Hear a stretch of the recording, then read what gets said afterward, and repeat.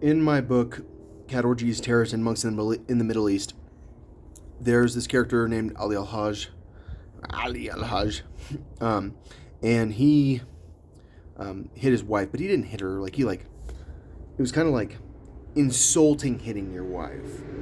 It's kind of like you're a dog, bad dog, and he, I think, followed Hadith, um, and Hadith says that if you're going to hit your wife, just tap her.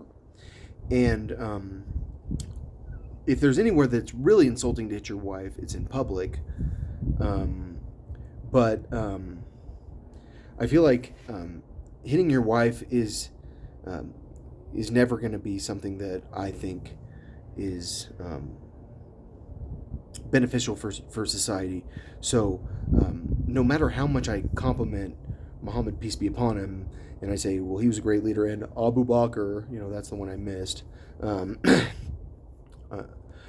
he was a great leader too, and like by great I mean they won wars and they were successful, and they had a successful society that was peaceful, and they created a very powerful empire that eventually turned into another empire, which eventually turned into another empire, which eventually turned into another empire, which eventually turned into the Ottoman Empire, which was a very powerful empire.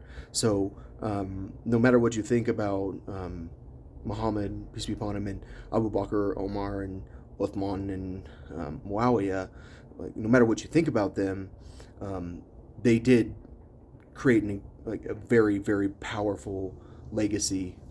But the problem is that legacy had severe limitations, because after society kind of broke out of that dark ages period, and people started embracing science and stuff like that, some people couldn't adapt and other people could adapt, and that's why Said Qutb was like, we have to adapt, and we need to get good at science, and we need to figure out how to actually take these people on.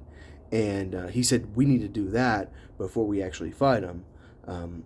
So how that turned into like Egypt being like really the birthplace of just kill like 20 people and scare them, and we'll have an impact that way, of a philosophy like that, I don't know, because that was so far from what Said Qutb imagined. But I think that's just because Egypt is a very, very radically religious place, and that's just how it is. So I don't know, I'm gonna stop talking now.